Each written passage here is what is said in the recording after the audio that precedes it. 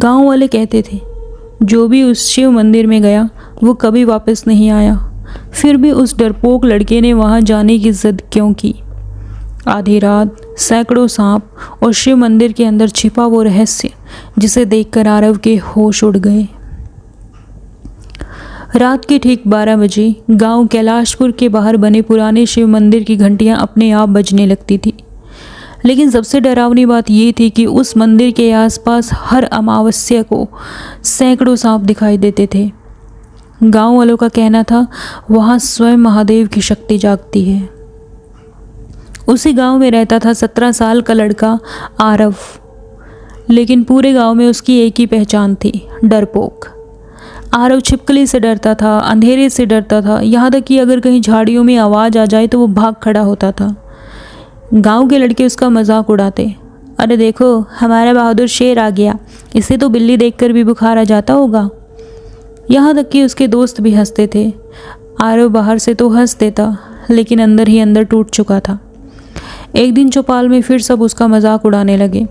तभी एक लड़का बोला, अगर तू सच में बहादुर है तो आज रात उस शिव मंदिर में जाकर दिखा।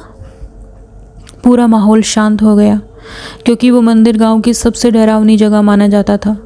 लोग कहते थे वहाँ रात को नाग पहरा देते हैं और जिसने भी अंदर जाने की कोशिश की वो कभी वापस नहीं आया। सब लोग हंसने लगे लेकिन इस बार आरव ने मन ही मन ठान लिया कि मैं खुद को निडर बनाकर ही दिखाऊंगा। और उसी पल उसने फैसला कर लिया कि वो आज रात उस मंदिर में जाएगा। अमावस्या की रात, चारों तरफ घना कोहरा था। पेड़ों की परछाइयाँ ज़मीन पर ऐसे हिल रही थी जैसे कोई पीछा कर रहा हो। आरव कांपते हाथों से टॉर्च पकड़े मंदिर की ओर बढ़ रहा था। उसका दिल इतनी तेज़ी से धड़क रहा था कि उसे अपनी सांसें भी सुनाई दे रही थी। तभी अचानक उसके पैरों के पास एक विशाल काला नाग कुंडली मारकर बैठा था। आरव डर के मारे पीछे गिर पड़ा। उसकी टॉर्च दूर जाकर गिर गई। कुछ पल के लिए उसे लगा कि आज वो जिंदा नहीं बचेगा। लेकिन तभी वो नाग धीरे धीरे रास्ते से हट गया, जैसे किसी अदृश्य शक्ति के आदेश का पालन कर रहा हो। अब आरव के सामने था सैकड़ों साल पुराना शिव मंदिर। मंदिर की दीवारों पर नागों की आकृतियां बनी हुई थी और बीच में था एक विशाल शिवलिंग जिस पर अपने आप जल टपक रहा था। अचानक मंदिर के अंदर तेज हवा चलने लगी। घंटियां अपने आप बज उठी। आरव की टॉर्च बंद हो गई और अब वहाँ सिर्फ चांद की हल्की रोशनी थी। और तभी उसने देखा शिवलिंग के चारों ओर दर्जनों सांप घूम रहे थे।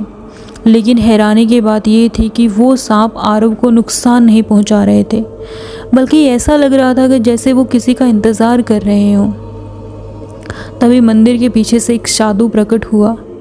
लंबी जटाएं, नीली आंखें और गले में जीवित नाग।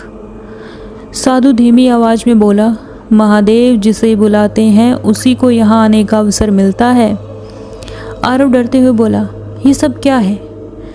साधु मुस्कुराया, सदियों पहले इस गांव पर एक भयानक श्राप लगा था। जहरीले नाग पूरे गांव में फैल गए थे। लोग मरने लगे थे। तब गांव वालों ने महादेव की आराधना की और उसी रात आकाश में बिजली चमकी, धरती कांपी और स्वयं शिव शंकर प्रकट हुए। उनके गले का नाग फुफकारा और सारे विषैले सांप शांत हो गए।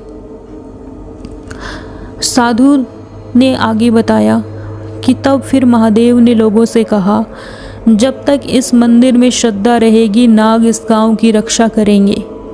इतना कहकर साधु ने शिवलिंग पर जल चढ़ाया और तभी पूरा मंदिर नीली रोशनी से चमक उठा।